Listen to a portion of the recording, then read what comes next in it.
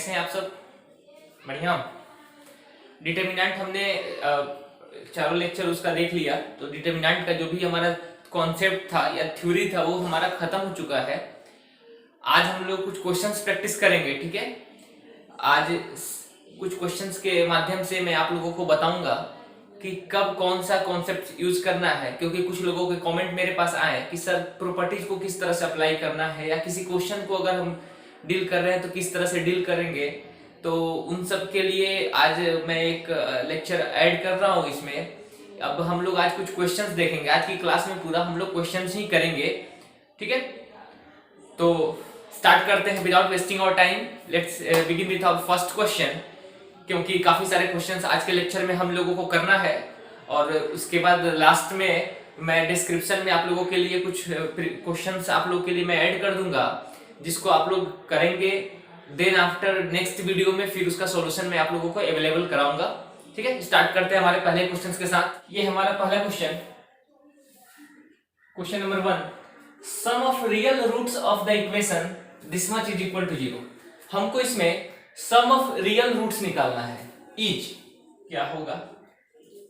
इस डिटर्मिनेंट की मदद से हमको इक्वेशन बनाना है, और इस इक्वेशन में जो भी उसके रूट्स होंगे उस रूट्स का सम निकालना है, ठीक है। तो इसके लिए सबसे पहले क्या करेंगे, इस डिटर्मिनेंट को हम लोग सोल्व करेंगे। तो इसमें हमको दिख रहा है कि x के फॉर्म में एक इक्वेशन बनेगा, और उस इक्वेशन का रूट्स का सम निकालना है। देखिए कैसे करेंगे हम लोग।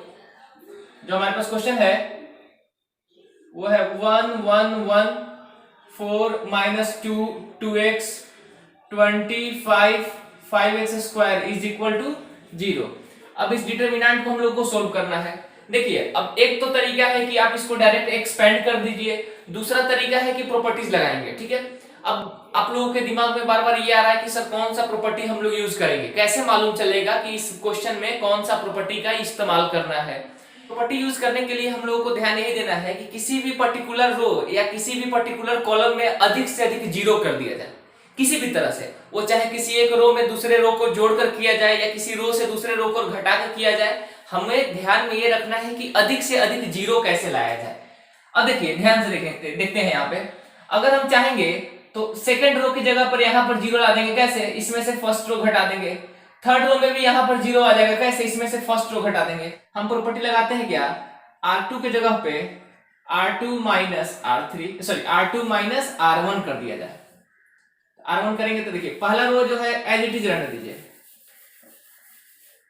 पहला रो जो है एज इट इज रहने दीजिए, 1 4 20। अब इसमें से 1 minus 1 0 -2 -4 -6, ये हो जाएगा -15। यहाँ भी जीरो करने का तरीका क्या हो जाएगा, हम चाहेंगे तो R3 के जगह पे R3 माइनस R1 कर दे। 1 minus 1 0, 2x minus 4, ये हो जाएगा 2x minus 4, ये हो जाएगा 5x स्क्वायर माइनस 20, ये हो जाएगा 5x square minus 20 is equal to 0। अब देखा जाए यहाँ पे हम लोग अब इसको सोल्व करते हैं। इस फर्स्ट कॉलम के लॉन्ग एक्सपेंड कर देंगे, 1 के लॉन्ग एक्सपेंड करेंगे तो +1, ये बंद करेंगे, इसको मल्टीप्लाई करेंगे तो ये हो जाएगा -6 into 5x square minus 20 minus, इन दोनों को मल्टीप्लाई करेंगे तो हो जाएगा 2x minus 4 into -15 is equal to 0, ठीक है। अब देखिए ध्यान से, हम जीरो करने का फायदा क्या हुआ कि हमें बस एक एलिमेंट के अलोंग इसको एक्सपेंड करना पड़ा, बाकी फिर -0 के अलोंग एक्सपेंड करेंगे वो खत्म हो जाएगा, 0 के अलोंग एक्सपेंड करेंगे खत्म हो जाएगा। तो प्रॉपर्टी लगाने का बस हमारा यही फायदा है। आप बिना प्रॉपर्टी के करते तो आपको इसको 3 बार एक्सपेंड करना पड़ता, तीनों कॉरस्पॉन्डिंग एलिमेंट के अलाउ। अब देखते हैं यहाँ पे, ये हो जाएगा 5 into 6 minus 30x square minus minus plus 120, ये माइनस माइनस होकर प्लस हो जाएगा, 15 टू जा 30x minus minus plus plus minus minus 15 4 जा 60 इज इक्वल टू 0। ये हो गया आपका -30x square plus 30x plus 60 is equal to 0। आप इसमें से -30 कॉमन ले लेते हैं, x स्क्वायर -30 कॉमन ले रहे हैं, -x -2 is equal to 0। Calculation check कर लीजिएगा, कैलकुलेशन -30 कॉमन लिया था, ये प्लस में, ये माइनस में और ये माइनस में, बिल्कुल सही है। अब हमको निकालना है sum of roots. Sum of roots quadratic में आपने पढ़ा है, सम ऑफ रूट्स क्या होता है, किसी भी क्वाड्रेटिक का -b/a, तो माइनस बी, बी क्या है इसका, एक्स का कोफिशिएंट दैट इज 1, -1 है ना, -1 है बाई ए का वैल्यू क्या है 1, तो सम ऑफ रूट्स क्या आ गया 1, यहां पर इसका आंसर क्या निकल के आया हमारा 1। हमारे पास नेक्स्ट क्वेश्चन है, question number 2, if one root of the equation this is equal to 0 is x बराबर 2। अच्छा, इस इक्वेशन से इसको जब एक्सपेंड करेंगे तो x के टर्म में एक इक्वेशन आएगा, कहता है उस इक्वेशन में एक रूट जो है वो 2 है, 2, x का एक वैल्यू क्या है 2, उसमें कितना रूट्स होगा वी डोंट नो, हमको नहीं मालूम है कितना रूट्स होगा, लेकिन एक रूट उसका कितना है 2 है, तो बाकी जितने भी 5 रूट्स है उसका सम, यहां से मालूम चलता है कि टोटल 6 रूट्स होगा। कैसे, क्योंकि बाकी जो कहता है 5 रूट का सम निकालना है और एक रूट दिया है, इसका मतलब कुल मिलाकर टोटल 6 रूट्स है, इसको हमें सोल्व करना है। देखिए सबसे पहला जो हमारे पास दिमाग में आता है कि हमको वह इक्वेशन चाहिए, क्योंकि अभी यह डिटरमिनेंट के फॉर्म में है, इक्वेशन हमको दिख नहीं रहा है, तो हमें इक्वेशन फॉर्म करना होगा। कैसे फॉर्म करेंगे, डिटरमिनेंट को एक्सपेंड करके, और डिटरमिनेंट को एक्सपेंड करना अब आप लोगों को आ गया है, कैसे देखते हैं। हमारे पास जो डिटरमिनेंट है वो है 7 2 x square minus 13 6 x square minus 13 3, ये डिटरमिनेंट है, ठीक है। अब इसको एक्सपेंड करना है, एक्सपेंड करने का फिर वही दो तरीका, एक तो आप इसको एक्सपेंड कर दें बिना किसी प्रॉपर्टी की मदद से, और नहीं तो दूसरा थोड़ा दिमाग लगाएं, थोड़ा प्रॉपर्टी लगाएं, इसको एक्सपेंड करें प्रॉपर्टी लगाने के बाद। तो डायरेक्ट एक्सपेंड कर दीजिएगा, मल्टीप्लिकेशन थोड़ा कॉम्प्लिकेटेड होगा, मेहनत लगेगा, आप कर सकते हैं। हम प्रॉपर्टी सोचते हैं, देखिए फिर वही बात, प्रॉपर्टी सोचेंगे किस तरह से, हम आखिर कौन सा प्रॉपर्टी इंप्लीमेंट करेंगे। तो प्रॉपर्टी सेलेक्ट करने के लिए बस माइंड में एक ही चीज होना चाहिए, किसी भी तरह से किसी रो में अधिक से अधिक 0 ला दो, या किसी रो में 1 ला दो, या किसी कॉलम में, मैं रो के लिए बात करता हूं तो वो कॉलम के लिए भी अप्लीकेबल होगा, क्योंकि डिटरमिनेंट में जो प्रॉपर्टी रो के लिए अप्लाई होता है same property as the same way वो कॉलम में भी अप्लाई होता है।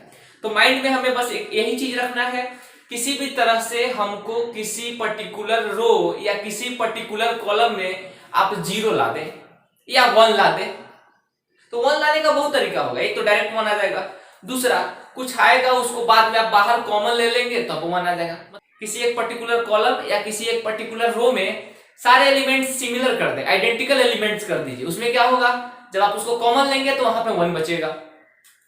यहां पर 0 करना थोड़ा मुश्किल लग रहा है क्योंकि सब अलग अलग, हाँ देखिए फर्स्ट कॉलम से अगर सेकंड कॉलम को घटा दिया जाए तो यहाँ 0 तो दिख रहा है, एक चीज तो दिख रहा है ना, 0 दिख रहा है। चलिए इसी पे काम करते हैं। हमने क्या किया, फर्स्ट कॉलम के जगह पे first column minus third column किया, देखिए क्या होता है, ये हो जाएगा 7 माइनस इतना, तो हो जाएगा minus of x square minus 20, अच्छा माइनस कॉमन ले लो तो प्लस में आ गया, 2 माइनस 2 ये 0, और इसमें से इसको माइनस करेंगे तो ये हो जाएगा एक्स स्क्वायर, एक मिनट देखिएगा, यहां से अगर हमने किया तो 7 माइनस ऑफ एक्स स्क्वायर, अब माइनस माइनस माइनस प्लस 20 तो प्लस, अच्छा माइनस कॉमन लिया तो यहाँ प्लस हो जाएगा, देखिए ध्यान से हमने माइनस कॉमन ले लिया, ऐसा हो जाएगा, ये हो जाएगा एक्स स्क्वायर माइनस ऑफ 20, ठीक है, एज इट इज इसको रहने दो 6 एक्स स्क्वायर माइनस 13 3, ये हो जाएगा एक्स स्क्वायर माइनस 13 2 और 7 इज इक्वल टू 0। अब देखिए ध्यान से हमारे पास यहाँ पर एक 0 चला आया, प्रॉपर्टी हम यही सोच कर लगाए थे कि यहाँ पर 0 हो रहा था और कोई दूसरे जगह पर 0 होना थोड़ा मुश्किल दिख रहा था, तो पहले हमने ये काम किया। दूसरा एक और चीज हमको क्या दिख रहा है, इस फर्स्ट कॉलम में हमारे पास कॉमन है एक्स स्क्वायर माइनस 20, बिल्कुल सही, आप लोग भी सही सोच रहे हैं कि एक्स स्क्वायर माइनस 20 कॉमन क्यों नहीं ले रहे हैं सर, कॉमन ले लिया, यहाँ क्या बचेगा -1, यहाँ क्या बच गया 0, यहाँ क्या बच गया 1, as it is 6 X square minus 13 3 X square minus 13 2 और 7 इज इक्वल टू 0। अब देखिए इस डिटरमिनेंट को एक्सपेंड करना आसान हो गया, क्यों, क्योंकि इसको एक इसके अलोंग एक्सपेंड करेंगे, एक इसके अलोंग एक्सपेंड करेंगे।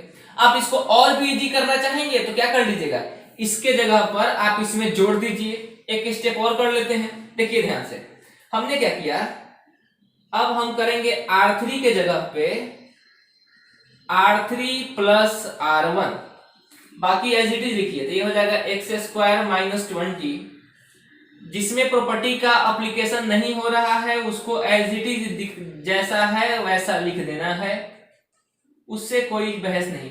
अब देखिए R3 की जगह क्या किया, R3 में R1 को जोड़ दीजिए, -1 + 1 0, 3 + 6 9, और ये दोनों आपस में ऐड हो जाएगा तो क्या हो जाएगा बच्चों यहाँ पे x², और इसमें ऐड होगा तो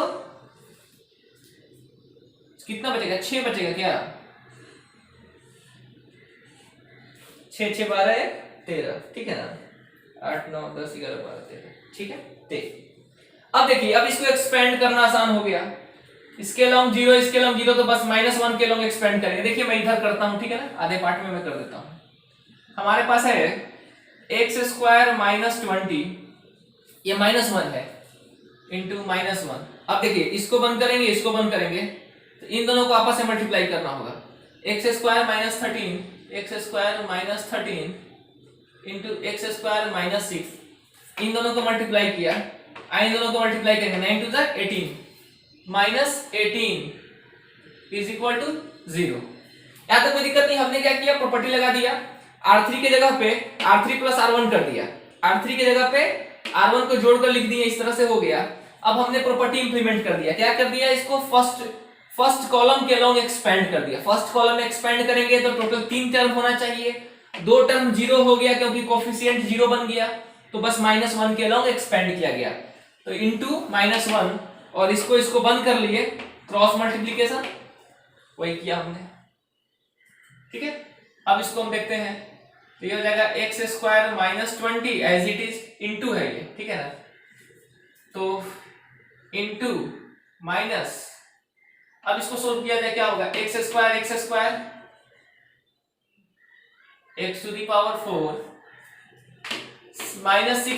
- 13 19x² और minus minus plus 78 -18 is equal to 0। अब ये हो जाएगा x² - 20 इंटू, इसमें से देखिए हम पहले रख देते हैं, x4 - 19x², ये क्या हो जाएगा 8 - 8 is 0, 7 - 1 is 6, 60 is equal to 0। अब इसमें से माइनस कॉमन ले लीजिए या माइनस गायब कर दीजिए, -1 से उधर डिवाइड कर दीजिए, कोई दिक्कत नहीं है आपका, -1 से डिवाइड करेंगे तो x² - 20 into x⁴ - 19x² plus 60 is equal to 0, ठीक है। अब इसको मल्टीप्लाई कर लेते हैं सबको,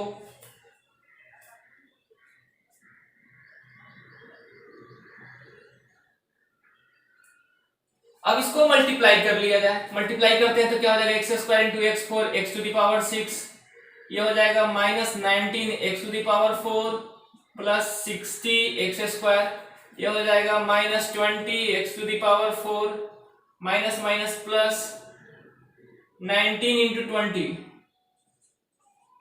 380, 19 2 जा 38, एक 0 और ये हो जाएगा x², इसके बाद 20 और प्लस प्लस माइनस माइनस 6 2 जा 1200 इज इक्वल टू 0। यहां तो कोई दिक्कत नहीं। अब इसको एक ऑर्डर में अरेंज कर लेते हैं। ऑर्डर करने का मतलब देखिए x⁶ प्लस x⁵ है नहीं है तो 0 इंटू x⁵ प्लस x⁴ है क्या, हाँ देखते हैं x⁴ है, -19 और माइनस में है ना, सॉरी, x⁴ कितना हो जाएगा -19 और 20 39 x⁴, x⁴ नहीं है तो 0 इंटू x⁴, x⁴ है क्या 60 और 80 440 ना, 8 से 14 440 x², फिर plus 0 into x minus 1200 is equal to 0, ठीक है। अब देखिए हमको मालूम है यहां पे पावर कितना है 6, टोटल कितना इसका रूट्स होगा 6 रूट्स होगा, इट हैज 6 रूट्स, कितना रूट्स होगा 6 रूट्स, नेमली क्या क्या मान लेते हैं, मान लिया जाए x1 x2 x3 x4 x5 x6, 6 root होगा, हमने मान लिया x1 x2 x3 x4 x5 x6। अब हमको मालूम है सम ऑफ रूट्स। पॉलिनोमियल में आपको सिखाया गया है, मैंने पॉलिनोमियल में भी बताया है आप लोगों को कि अगर सम ऑफ रूट्स की बात करते हैं तो वो हमेशा -b/a होता है, चाहे डिग्री इक्वेशन का कुछ भी हो। ये हमारे पास डिग्री यहाँ पे 6 है, यहाँ भी सम ऑफ रूट्स -b/a होगा। Therefore sum of roots x1 plus x2 plus x3 plus x4 plus x5 plus x6 sum of root -b/a। -b क्या हो जाएगा 0/a, क्या हो जाएगा 0। अब देखिए एक चीज, हमारे पास एक रूट 2 दिया हुआ है। सपोज कर लीजिए x1 का वैल्यू 2 दिया हुआ है, एक रूट का वैल्यू 2 दिया है, बाकी रूट्स का सम पूछता है, तो इसको उधर भेज देंगे या इसको ध्यान से देखिए, तो इसको लिख सकते हैं 2 plus x2 x3 x4 x5 x6 बराबर 0। Therefore x2 plus x3 plus x4 plus x5 plus x6 का वैल्यू क्या हो जाएगा -2। बाकी जितने भी रूट्स होंगे उनका सम क्या हो जाएगा -2। समझ गए, नोट कर लीजिए इसको। देखिए नेक्स्ट क्वेश्चन हमारे पास है क्वेश्चन नंबर 3।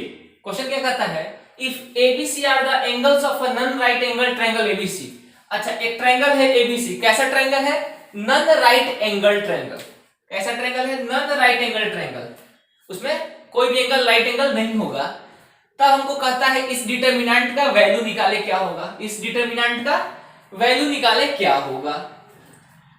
तो डिटरमिनेंट का वैल्यू निकालते हैं। डिटरमिनेंट का वैल्यू कैसे निकलेगा, देखिए डिटरमिनेंट का वैल्यू निकालना तो आसान है, आपको बताया गया है एक्सपेंशन, आप एक्सपेंड कर दीजिए काम हो जाएगा। इसको एक्सपेंड कर देते हैं, लेकिन एक्सपेंड करने से पहले एक चीज जरूरी क्या है कि हमको दिया हुआ है since ABC is a triangle. ABC क्या है, एक ट्रायंगल है। हम कह सकते हैं तब A plus B plus C कितना होगा 180 डिग्री होगा। ये तो कॉमन सेंस की बात है कि अगर ABC एक ट्रायंगल है तो तीनों एंगल का सम क्या होगा 180 डिग्री होगा, पहली चीज। दूसरी चीज ध्यान दीजिएगा, यहां पर A और B और C एंगल के साथ tan लगा हुआ है, तो ट्रिग्नोमेट्री में कहीं ना कहीं आप लोगों को बताया गया होगा, ठीक है, या मैंने बताया भी होगा आप लोगों को, आपको याद होगा तो अगर कि अगर इस तरह का सिचुएशन रहे तो आप इसको ऐसे लिख सकते हैं A plus B is equal to 180 minus C। दोनों तरफ tan ले लीजिए तो ये हो जाएगा tan A plus B is equal to tan 180 minus C। tan pi minus theta minus tan theta होता है, तो ये हो जाएगा माइनस tan C, और ये क्या हो जाएगा, ये हो जाएगा tan A plus tan B by 1 minus tan A tan B। तो यहां से अगर क्रॉस मल्टीप्लिकेशन करके हम देखते हैं तो हमारे पास एक रिजल्ट जनरेट होता है। रिजल्ट क्या होता है, tan A plus tan B plus tan C is equal to tan A into tan B into tan C। और इस रिजल्ट को डायरेक्ट याद भी रखना होता है। ये एक रिजल्ट है जिसको हम याद रखते हैं as a property of triangle में कि ऐसा होता है। ABC अगर कोई ट्रायंगल है तो tan A plus tan B plus tan C is equal to tan A into tan B into tan C। ये प्रॉपर्टी याद रखिएगा, बार बार डिराइव नहीं करना है, मैंने आपको बता दिया ताकि आपको एक बार फिर से मेमोराइज हो जाइए। अब देखिए ये हमारे पास है, इसका एक्सपेंशन करना है तो इसको एक्सपेंड करते हैं। आपकी इच्छा, आप चाहे तो प्रॉपर्टी लगा के 0 0 करना चाहें, या मुझे लगता है क्या कि ये बहुत आसान टाइप का छोटा डिटरमिनेंट है, डायरेक्ट एक्सपेंड कर दिया जाए। डायरेक्ट एक्सपेंड करेंगे तो क्या हो जाएगा tan A, इसको बंद करेंगे तो ये हो जाएगा आपका tan B tan C -1, फिर क्या हो जाएगा -1, इसको बंद कीजिएगा तो tan C -1, क्या हो जाएगा आपका tan C -1, फिर प्लस इसके लोग एक्सपेंड करेंगे तो 1, इसको बंद कीजिए 1 minus tan B, ये हो जाएगा 1 minus tan B। ये हम कर रहे हैं एक्सपेंशन। अब इसको मल्टीप्लाई किया जाए तो क्या हो जाएगा, ये हो जाएगा tan A tan B tan C minus ये हो जाएगा आपका tan A माइनस क्या हो जाएगा, ये आपका tan C माइनस माइनस क्या हो जाएगा +1। आगे देखते हैं, ये हो जाएगा +1 माइनस tan B, ठीक है। अब देखिए tan A into tan B into tan C, इसके जगह पे हम चाहेंगे तो tan A plus tan B plus tan C लिख सकते हैं। चलिए लिखते हैं, ये हो जाएगा tan A plus tan B plus tan C। इस प्रोडक्ट के जगह पे हमने चेंज कर दिया। अभी पता है ना, tan A into tan B into tan C को आप tan A plus tan B plus tan C लिख सकते हैं, हमने वही कर दिया। बाकी as it is minus tan A minus tan C plus one और प्लस वन क्या हो जाएगा 2 और माइनस क्या बचेगा टेन बी, सब कट जाएगा। ध्यान से देखिए आपके पास क्या बचेगा 2 बच जाएगा। तो बहुत सिंपल क्वेश्चन था, लेकिन यह मुश्किल कब हो जाएगा जब आपको ये फॉर्मूला ये तरीका आपको याद नहीं होगा, ये आइडेंटिटी अगर आपको याद नहीं होगा तो सवाल आपके लिए बहुत मुश्किल था। अदरवाइज ये बहुत सिंपल सवाल है, इसको लिख लीजिए पॉज करके। देखिए हमारे पास नेक्स्ट क्वेश्चन है, क्वेश्चन नंबर 4। आपके पास एक डिटरमिनेंट डेल्टा दिया हुआ है, ट्रिग्नोमेट्रिक फॉर्म में है, ट्रिग्नोमेट्रिक फॉर्म में है। ये कहता है डेल्टा का मैक्सिमम वैल्यू निकालिए, क्या होगा। आपको डेल्टा का मैक्सिमम वैल्यू निकालना है। फिर वही बात, डेल्टा को सबसे पहले एक्सपेंड करेंगे और इसका एक वैल्यू निकालेंगे, ठीक है। तो पहला काम हमारा जो होगा वो एक्सपेंशन ऑफ डिटरमिनेंट। देखिए डिटरमिनेंट को एक्सपेंड करने के लिए इसको खोल लेते हैं, डेल्टा बराबर, हम क्वेश्चन से इसको बार बार कॉपी नहीं करते हैं, क्वेश्चन से ही हम लोग कर लेते हैं। इसको चाहे तो आप प्रॉपर्टी लगा सकते हैं या चाहे तो बिना प्रॉपर्टी लगाए डायरेक्ट मल्टीप्लाई कर दीजिए, क्योंकि प्रॉपर्टी लगाने से अभी हमको बहुत ज्यादा फायदा दिख नहीं रहा है। हाँ, इस दोनों को आपस में माइनस कीजिएगा तो यहाँ जीरो आ जाएगा, यहाँ जीरो आ जाएगा, कर सकते हैं प्रॉपर्टी। चलिए प्रॉपर्टी लगा देते हैं। C1 के जगह पे क्या लिख सकते हैं, C1 माइनस C3। आइए प्रॉपर्टी लगा दिया, 1 माइनस 1 ये 0, यहाँ आ जाएगा तो क्या हो जाएगा, ये हो जाएगा sine theta minus 3 cos theta. 1 minus 1 0, ये हो जाएगा 3 साइन थीटा, ये हो जाएगा 1, ये हो जाएगा साइन थीटा, ये हो जाएगा 1, ये हो जाएगा 3 कॉस थीटा, ये हो जाएगा 1। प्रॉपर्टी लगा दिया हमने। आप डायरेक्ट भी कर सकते थे, हमने प्रॉपर्टी लगा दिया। अब इसको एक्सपेंड करेंगे, फर्स्ट कॉलम पे प्लस माइनस, इसे माइनस हो जाएगा तो माइनस हो जाएगा ये sine theta minus 3 cos theta. इसको और इसको बंद कर लेंगे, दिस मच, तो इतना इंटू ये हो जाएगा 3 साइन थीटा माइनस ये हो जाएगा साइन थीटा। ठीक है, कोई दिक्कत नहीं आता। हमने क्या किया, हमने फर्स्ट कॉलम से थर्ड कॉलम को माइनस कर दिया और यहां लिख दिया, तो 1 माइनस 1 0, ये हो जाएगा साइन माइनस 3 कॉस और 1 माइनस 1 0, बाकी एज इट इज रहने दिया। अब क्या किए, हम फर्स्ट कॉलम के लोग एक्सपेंड कर रहे हैं, तो प्लस माइनस, इसका साइन क्या हो जाएगा माइनस। अब इसको बंद करेंगे, 3 sine theta minus sine theta, 3 sine theta minus sine theta क्या हो जाएगा 2 साइन थीटा। तो अभी आपका हो जाएगा -2, माइनस यहाँ है और इसका वैल्यू 2 साइन थीटा, तो 2 साइन थीटा ये हो जाएगा sine theta minus 3 cos theta, ऐसा हो जाएगा। अब देखिए ये क्या हो जाएगा, -2 साइन स्क्वायर थीटा हो गया, -2 साइन स्क्वायर थीटा, और ये क्या हो जाएगा माइनस माइनस प्लस, ये 3 2 6 साइन थीटा कॉस थीटा, इस तरह का हो जाएगा। अब ये हो जाएगा -2 साइन स्क्वायर थीटा अब प्लस, इसको और करेंगे तो क्या हो जाएगा, ये हो जाएगा 3 साइन 2 थीटा। अब देखिए साइन स्क्वायर थीटा को भी हमको cos 2 थीटा के फॉर्म में कर देना चाहिए, वो ज्यादा उचित होगा हमारे पास। अब देखिए ये अगर cos 2 थीटा के फॉर्म में करेंगे तो रिलेशन याद कीजिए क्या होता था, cos 2 theta is equal to, आपको मालूम है cos square theta minus sine square theta, trigo में आप पढ़े होंगे, या इसको लिखते थे क्या 1 minus 2 sine square theta is equal to क्या cos 2 थीटा, याद है आपको, इस तरह से। अब इसको अगर हमको यहाँ से -2 sine square theta -2 sine square theta का वैल्यू करना हो तो ये हो जाएगा cos 2 थीटा -1। अब इसकी जगह पे लिख दीजिए cos 2 थीटा -1, बाद में लिखेंगे, ये हो जाएगा 3 साइन 2 थीटा -1। अब देखिए इसका वैल्यू निकालना है, इसका मैक्सिमम वैल्यू क्या होगा, मिनिमम वैल्यू क्या होगा, आपने सीखा होगा इसका मैक्सिमम मिनिमम निकालना। cos का कोफिशिएंट क्या है यहाँ पर 1, ठीक है, cos का कोफिशिएंट क्या है, कुछ नहीं है, माने 1 है, तो इसका मैक्सिमम वैल्यू कैसे निकालते हैं, इस पूरे का मैक्सिमम वैल्यू देखिए, सीखिएगा इसका मैक्सिमम वैल्यू कैसे निकालेंगे। इसका मैक्सिमम वैल्यू हो जाएगा देयरफॉर मैक्सिमम वैल्यू ऑफ, इस पूरे का मैक्सिमम वैल्यू क्या हो जाएगा root under maximum value of cos 2 theta plus 3 sine 2 theta बराबर क्या हो जाएगा। अब देखो इसका यहाँ पे 1 है तो 1 का स्क्वायर 1, 3 का स्क्वायर 9, 9 एंड 1 रूट अंडर 10। क्या हो गया इसका मैक्सिमम वैल्यू? रूट अंडर 10, तो हो जाएगा root 10 minus 1। Therefore required maximum value बराबर इस पूरे का मैक्सिमम वैल्यू क्या हो जाएगा? Root 10 minus 1। तो रिक्वायर्ड मैक्सिमम वैल्यू क्या हो जाएगा? रूट 10 माइनस 1 लिख लिया जाए। ये आपका मैक्सिमम वैल्यू निकालने का तरीका हो गया। इसका तरीका सिखाया गया होगा ट्रिग्नोमेट्री में। मैक्सिमम वैल्यू निकालने के लिए क्या करते हैं? कोफिशिएंट का सम। तो यहाँ कोफिशिएंट क्या है? 1, तो 1 का स्क्वायर, यहाँ कोफिशिएंट क्या है? 3, तो 3 का स्क्वायर का रूट अंडर, ये हो गया root 10 plus root 10 maximum value, और मिनिमम वैल्यू क्या हो जाएगा? Minus root 10। तो इसका मैक्सिमम वैल्यू निकालना है तो ये प्लस रूट 10 लिया हमने, उसमें से 1 घटा दिया, ये आ गया। अगर इसका मिनिमम वैल्यू निकालना होता तो इस पूरे का वैल्यू क्या लेते हैं हम लोग? माइनस रूट 10 लिया जाता। यहाँ पर अगर मिनिमम वैल्यू निकालना होता तो माइनस रूट 10 लेते हैं, और टोटल का मिनिमम वैल्यू क्या चला था? Minus root 10 minus 1। इसको नोट डाउन कर लीजिए। हमारे पास नेक्स्ट क्वेश्चन है, क्वेश्चन नंबर 5। कहता है क्या?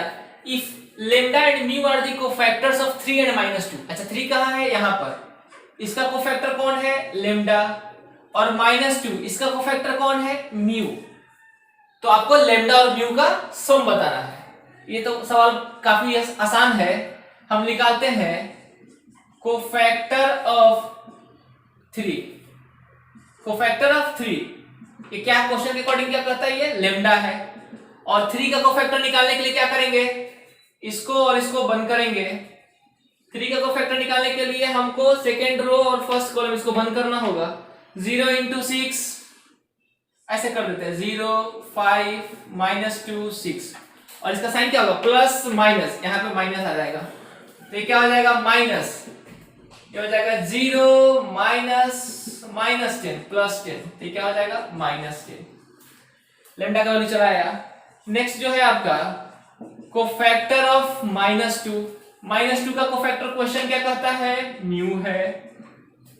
अब देखिए माइनस 2 का कोफैक्टर निकालने के लिए इसको और इसको बंद कर लिया जाए तो आ जाएगा आपका, इसको इसको बंद करेंगे तो 3 4 माइनस 1 5, और इसका sign convention plus minus plus. अच्छा यहाँ तो प्लस ही होगा, अच्छी बात है, प्लस लिख देते हैं। 5 3 जा 15 माइनस ऑफ माइनस 4 15 और 4 15 4 19। देखिए ये प्लस लिखने की जरूरत नहीं था, लेकिन मैंने लिख दिया ताकि साइन कन्वेंशन याद रखे। 3 के लिए जो साइन कन्वेंशन था वो माइनस, लेकिन माइनस 2 के लिए साइन कन्वेंशन क्या जाएगा? प्लस। देयरफॉर हमको निकालना है lambda plus mu. Lambda plus mu का सम निकालना है। लेम्डा का वैल्यू -10, म्यू का वैल्यू 19, क्या आंसर हो जाएगा? 9। इस तरह से अगर किसी और के लिए कहता, 6 के लिए कहता और -1 का कोफैक्टर निकालने का कहता, उसका सम पूछ देता, या किसी 3 अलग अलग इसमें से 3 अलग अलग एलिमेंट का कोफैक्टर निकालकर उसका सम पूछ देता, या कभी कभी कह देता है क्या लेम्डा जो है कोफैक्टर है और म्यू जो है वो माइनर है। तो इन बातों पे ध्यान दीजिएगा, कभी कोफैक्टर दे देगा, किसी को माइनर दे देगा, फिर सम पूछ देगा, डिफरेंस पूछ देगा, प्रोडक्ट पूछ देगा। क्वेश्चन को किसी भी तरह से इसमें रोटेट करेगा, आपको बस बेसिक थीम पर काम करना है। इसको नोट कर लीजिए। देखिए हमारे पास क्वेश्चन नंबर 6 है कि एबीसी तीनों डिस्टिंक्ट है, अलग अलग है, डिफरेंट है, और डी हमारे पास एक डिटर्मिनेंट है। Then the square of the determinant, तब square of the determinant of its cofactors is divisible by किनमें से, मतलब इस डिटर्मिनेंट का जो कोफैक्टर डिटर्मिनेंट होगा उसका स्क्वायर इनमें से किससे डिविजिबल होगा। क्वेश्चन बहुत आसान है। इस डिटर्मिनेंट का जो कोफैक्टर डिटर्मिनेंट होगा उसका स्क्वायर इनमें से किससे डिविजिबल होगा। चलिए ठीक है। अब देखिए यहां पर हम डिटर्मिनेंट कोफैक्टर डिटर्मिनेंट निकालने के पीछे नहीं पड़ेंगे, हमारे पास एक रिलेशन मालूम है। क्या रिलेशन मालूम है? देखिएगा, कोफैक्टर डिटर्मिनेंट बराबर होता है क्या? डिटर्मिनेंट का पावर n-1 वैल्यू। मैंने आप लोग को बताया था, याद है आप लोगों को पावर कोफैक्टर फॉर्मूला, कि किसी भी डिटर्मिनेंट का कोफैक्टर डिटर्मिनेंट, जैसे ये डिटर्मिनेंट डी है तो इसका जो कोफैक्टर डिटर्मिनेंट होगा उसका value del to the power n minus one, इसका जो वैल्यू होगा उसका पावर n माइनस वन होगा। और n क्या होता है? ऑर्डर ऑफ दी डिटर्मिनेंट, इस डिटर्मिनेंट का ऑर्डर। तो यहाँ पे ऑर्डर क्या है? थर्ड ऑर्डर का है ना। तो यहाँ पे देयरफॉर यहाँ के लिए क्या हो जाएगा? Delta c is equal to del square हो जाएगा। और यहाँ कहता है square of the determinants of cofactor, cofactor determinant का स्क्वायर। तो अगर इसका स्क्वायर किया जाए तो इस पूरे का स्क्वायर हो जाएगा। कहने का मतलब डेल 4 हो जाएगा, डेल्टा का पावर 4। अब यहाँ पे डेल्टा का पावर 4 का वैल्यू निकाला जाए। नाउ पहले डेल्टा का वैल्यू निकालते हैं, तब तो डेल्टा का पावर 4 का वैल्यू निकालेंगे। A B C, B C A, C A B, इसको सोल्व करते हैं। इसमें प्रॉपर्टी लगाने के पीछे ना पड़िएगा, मुश्किल है। प्रॉपर्टी कहीं पे 0 कहीं पे 1 होने का संभावना दिख नहीं रहा है। इसको एक्सपेंड करते हैं, ए के लॉन्ग करेंगे तो क्या हो जाएगा? B C minus A square, B C minus A square minus B, B square minus A C, B square minus A C plus C A B minus C square. देखिए property लगाने के लिए, अब इसमें प्रॉपर्टी लगा के हमको अगर समय लगता है ज्यादा तो प्रॉपर्टी क्यों यूज करेंगे? हर जगह प्रॉपर्टी लगाना जरूरी नहीं है। जब काम सुई से हो जाए तो तलवार का इस्तेमाल नहीं करना चाहिए, ठीक है। अब देखिए मल्टीप्लाई करते हैं, a into B C, A B C, minus minus A square into A cube, minus B cube, minus और minus plus A B C, plus A B C, minus plus minus C cube. अगर ध्यान से देखा जाए minus common लेंगे तो क्या हो जाएगा? A cube plus B cube plus C cube minus 3abc। अब देखिए बचपन में हमने एक फॉर्मूला पढ़ा था, कौन सा फॉर्मूला याद करते हैं? शायद आप लोगों को भी याद नहीं होगा, काफी समय बीत गया पढ़े हुए, भूल गए होंगे। हम लोग को मालूम था बचपन में A cube plus B cube plus C cube minus 3abc। इसका फॉर्मूला क्या था? एक्सपेंशन। ये था a plus B plus C into A square B square C square minus A B minus B C minus A C. याद आ गया? अच्छा चलिए बढ़िया। अब ध्यान से देखिए, इस पूरे के जगह पर हम ये पूरा लिख सकते हैं, बिल्कुल लिख सकते हैं, माइनस इस पूरे के जगह पे हमने पूरा लिख दिया तो ये हो जाएगा a plus B plus C, A square B square C square minus A B minus B C minus A C. अब आपके दिमाग में एक क्वेश्चन आ रहा होगा, सर इसके जगह पे हम इसको क्यों लिखेंगे? ऐसा इसलिए क्योंकि ऑप्शन में हमको कहीं ना कहीं a plus B plus C, A plus B plus C इस तरह का कुछ दिख रहा था। अब ध्यान से देखिए, ये हमारे पास जो वैल्यू निकला है, किसका वैल्यू निकला है? डेल्टा का। हमको चाहिए डेल्टा का पावर 4 का वैल्यू चाहिए, therefore delta to the power 4। क्यों? क्योंकि कोफिशिएंट का जो स्क्वायर होगा वो डेल्टा 4 के बराबर होगा। तो कोफिशिएंट का स्क्वायर किससे डिविजिबल है, हमको ये निकालना है। हमें क्वेश्चन में कहता है कि कोफिशिएंट का स्क्वायर जो है वो किससे डिविजिबल है, ये पर्टिकुलर नंबर जो होगा वो किससे डिविजिबल होगा। तो ये नंबर कहने का मतलब ये नंबर, इसका मतलब हमको यह निकालना है कि डेल्टा का पावर 4 किस नंबर से डिविजिबल होगा। तो डेल्टा हमारे पास निकल गया। अब हमारे पास ये हमारे पास डेल्टा हो गया, ये डेल्टा है, ठीक है। तो डेल्टा का पावर 4 क्या होगा? इसका पावर 4, तो इसका पावर 4 करिएगा तो माइनस क्या हो जाएगा? प्लस हो जाएगा। ये हो जाएगा a plus B plus C to the power 4 A square B square C square minus A B minus B C minus A C का पावर 4। अब ये पूरा जो डेल्टा का पावर 4 है ये हो गया। अब ये किससे डिविजिबल है? ये इससे भी डिविजिबल है और ये इससे भी डिविजिबल है। अगर आपको इसमें मल्टीपल चॉइस क्वेश्चन देगा तो यह दोनों आंसर बनेगा। क्यों? क्योंकि कॉमन क्या है? इसका पावर 4, तो ये तो आंसर बनेगा ही बनेगा, तो 2 से भी डिविजिबल होगा। अगर इसमें एक ऑप्शन इस तरह से रहता है a प्लस बी प्लस सी, तो इससे भी डिविजिबल होगा। यह a प्लस बी प्लस सी से डिविजिबल होगा, उसके स्क्वायर से डिविजिबल होगा, यह a प्लस बी प्लस सी के क्यूब से डिविजिबल होगा, यह पावर 4 से डिविजिबल होगा, सबों से डिविजिबल होगा। फिलहाल अभी मल्टीपल चॉइस अगर सिंगल है तो आंसर ये बनेगा, देयरफॉर डेल्टा c मतलब कोफैक्टर का square is divisible by a plus B plus C का पावर 4। और 4 नोट कर लिया जाए इसको। नेक्स्ट क्वेश्चन हमारे पास है an equilateral triangle has each of its sides of length 4 centimetre. कहता है इक्विलैटरल ट्रायंगल है जिसका लेंथ जो है साइड का 4 सेंटीमीटर है, मतलब उसका साइड का लंबाई क्या है 4 सेंटीमीटर। अच्छा, उसका वर्टिसेस दिया हुआ है X R Y R, R का वैल्यू 1 2 3 माने x1 y1 x2 y2 और x3 y3 जो है उसका वर्टिसेस है, तब इसका वैल्यू निकालना है। ठीक है, देखिए क्वेश्चन हो सकता है आपको समझ में ना आया हो, लेकिन क्वेश्चन आसान है। ज्योमेट्रिकल यूजेज ऑफ डिटरमिनेंट से ये क्वेश्चन है, ध्यान से समझिएगा इस क्वेश्चन में कॉन्सेप्ट क्या है। आपके पास इक्विलैटरल ट्रायंगल का साइड दे दिया है, कहता है इक्विलैटरल ट्रायंगल का जो साइड का लंबाई है वो 4 सेंटीमीटर है, वर्टिसेस तीनों दिया है और इसका वैल्यू पूछ रहा है। तो पहले मुझे आप ये बताएं कि अगर मैंने आपको सिखाया भी है लेक्चर नंबर 3 में, आई थिंक मैंने बताया था आपको, या सेकंड लेक्चर में बताया था ज्योमेट्रिकल यूजेस में, अगर किसी भी ट्रायंगल का, कोई भी ट्रायंगल हो, कोई जरूरी नहीं है कि वह इक्विलैटरल हो, किसी भी ट्रायंगल का यदि वर्टिसेस हमको मालूम है तो एरिया ऑफ ट्रायंगल क्या होता है?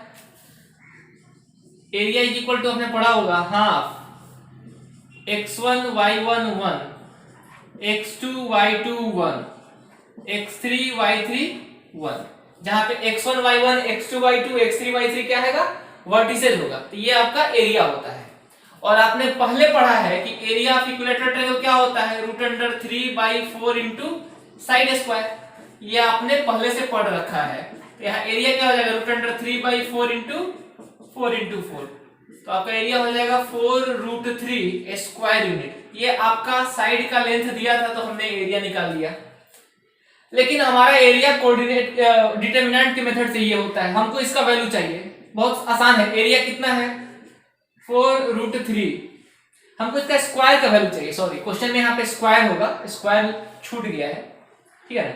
इसका वैल्यू ये दिया हुआ है, ये हो जाएगा 1/2 x1 y1 1 x2 y2 1 x3 y3 1। तो यहां से इस पूरे का वैल्यू क्या हो जाएगा? x1 y1 1 x2 y2 1 x3 y3 1, इसका वैल्यू क्या हो जाएगा? मल्टीप्लाई करेंगे तो ये हो जाएगा 8√3।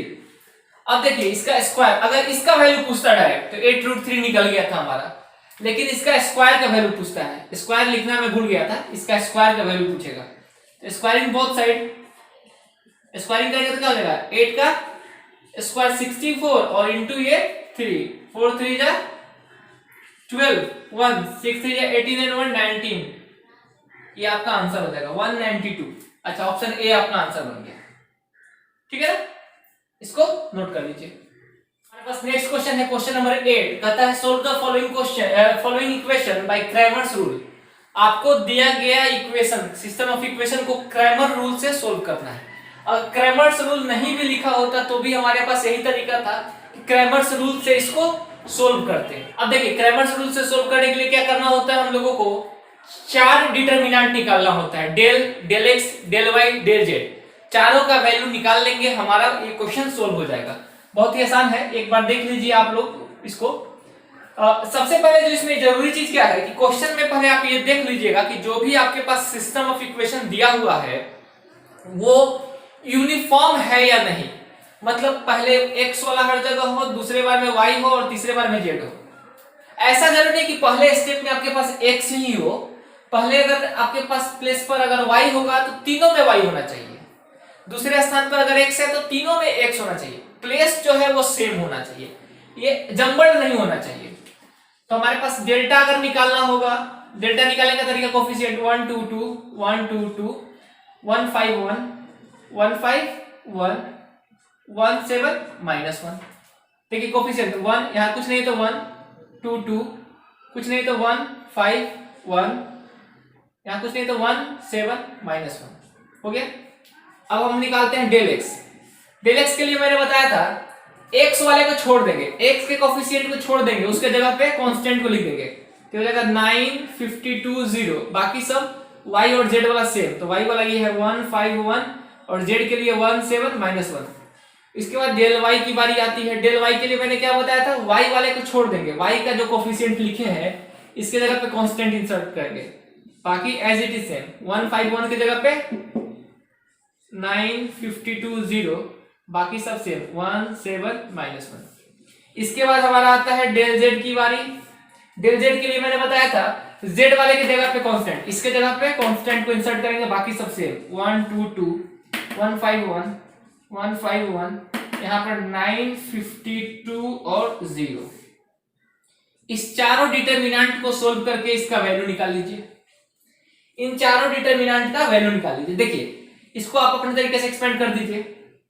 इसको एक्सपेंड करेंगे तो फर्स्ट कॉलम के लोग एक्सपेंड कर दीजिएगा, तो 2 ही टर्म के लोग एक्सपेंड करना होगा। इसको थर्ड रो के लोग एक्सपेंड कर दीजिएगा, इसको भी थर्ड रो के लोग एक्सपेंड कर दीजिए। इन चारों डिटरमिनेंट का वैल्यू निकाल लीजिए, फटाफट निकालिए।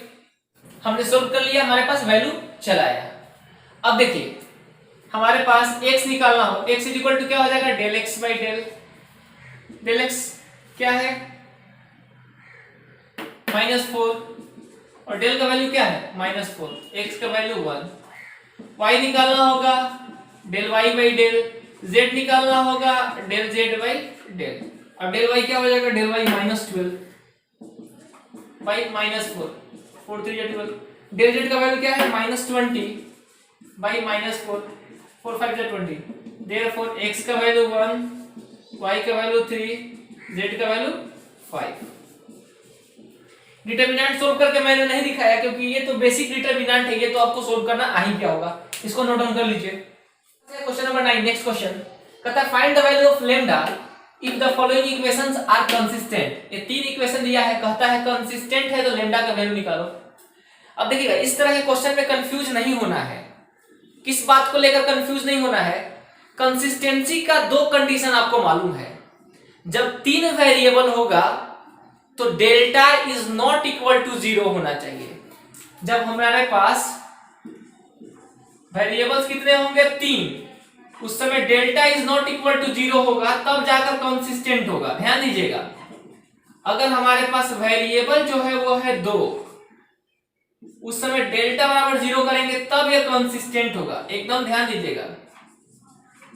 हमारे पास 3 इक्वेशन, कंडीशन क्या है, इस केस में भी हमारे पास 3 इक्वेशन दिया हो, 3 इक्वेशन, और इस केस में भी हमारे पास 3 इक्वेशन दिया हो, तब के लिए अगर हमारे पास 3 इक्वेशन दिया है और 3 वेरिएबल है x y z, तब कंसिस्टेंसी का कंडीशन होता है डेल्टा 0 नहीं होना चाहिए। उस समय इक्वेशन क्या होगा, कंसिस्टेंट होगा और यूनिक सॉल्यूशन आएगा।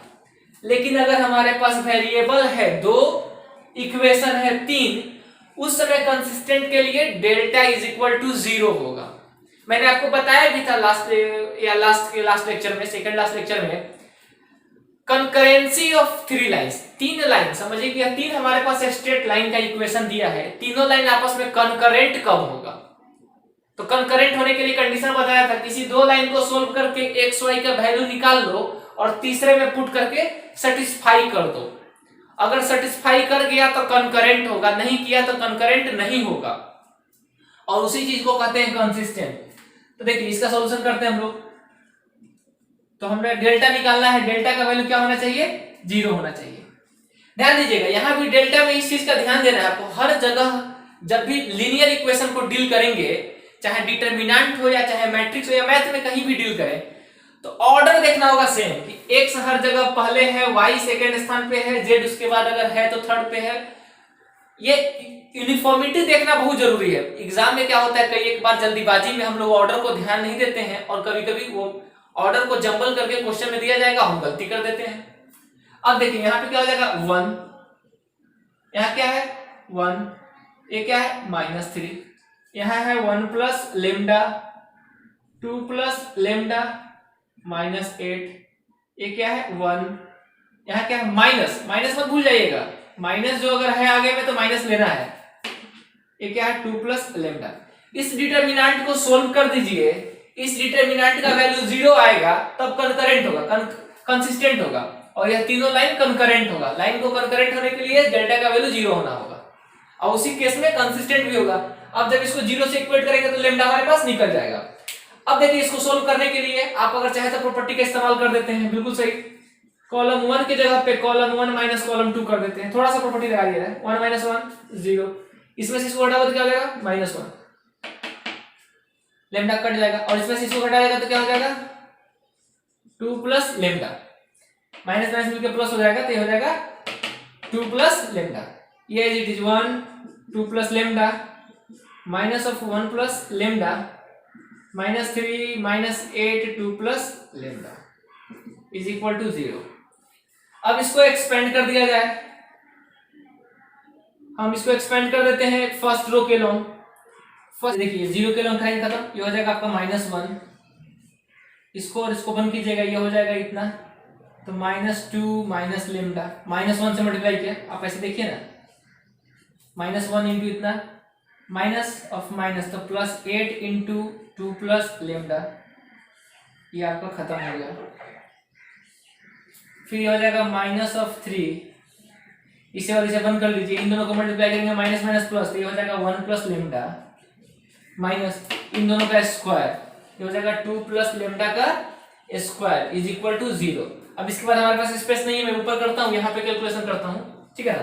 ये हो जाएगा -1 बाहर में, आपका माइनस रखिए बाहर में, -2 minus lambda -2 minus lambda plus 8 2 16 plus 8 lambda -3, इसको लिखेंगे तो क्या आ जाएगा, ये 1 प्लस लेमडा, इसका स्क्वायर तोड़िएगा तो क्या आ जाएगा -4 4 लेमडा -4 लेमडा और minus of lambda square is equal to 0।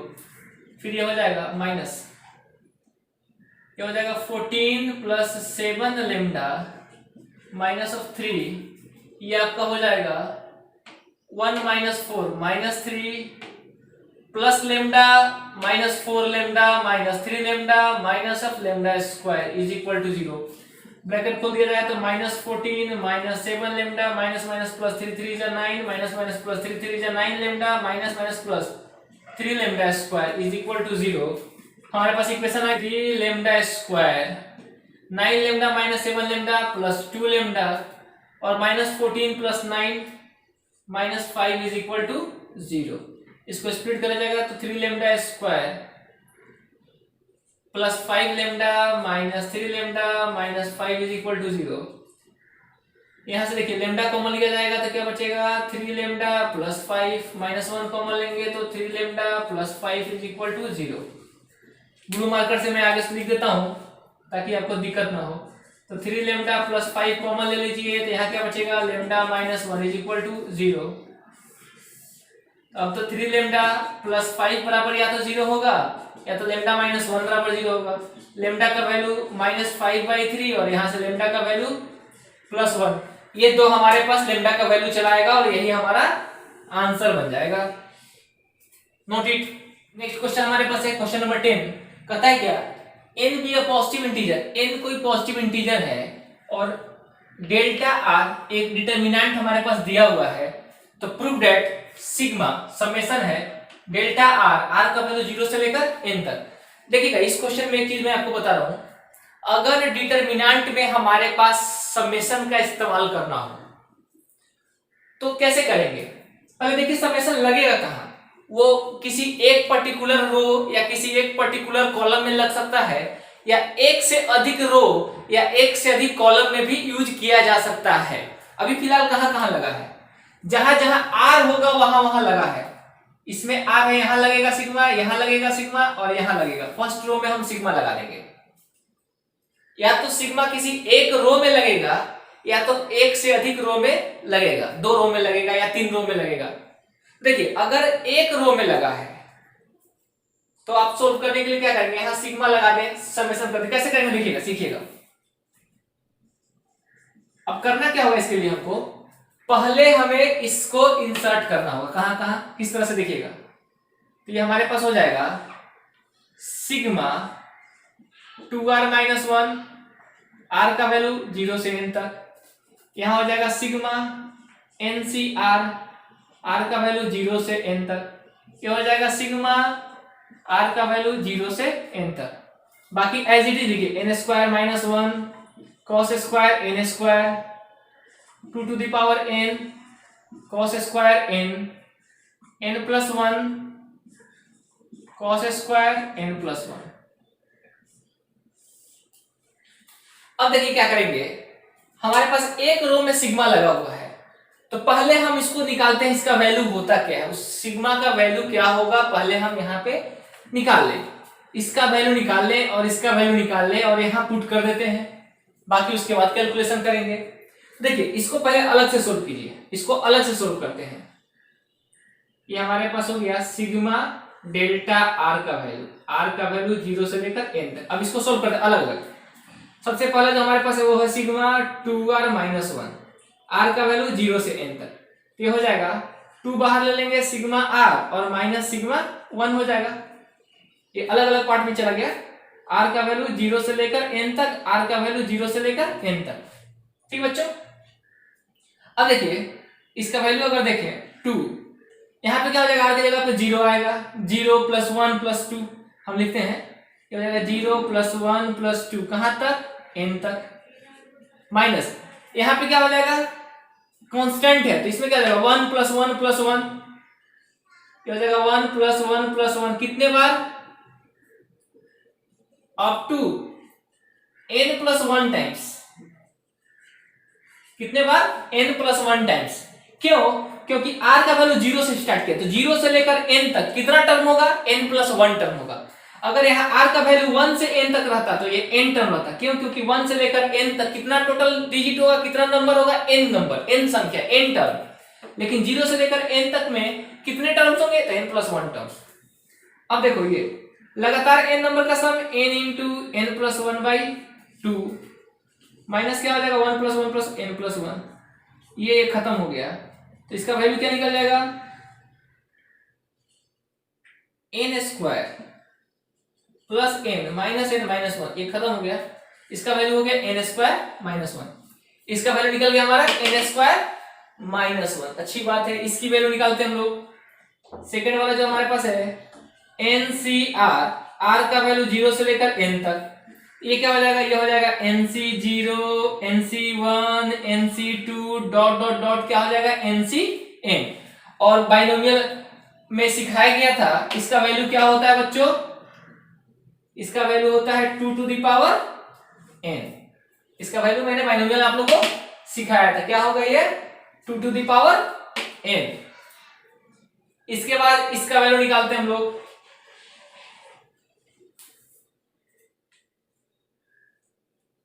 Third हमारे पास क्या हो जाएगा सिग्मा ऑफ 1, r का वैल्यू 0 से लेकर n तक, ये क्या हो जाएगा 0 से लेकर 1 plus 1 plus 1 dot dot dot up to n plus 1 terms.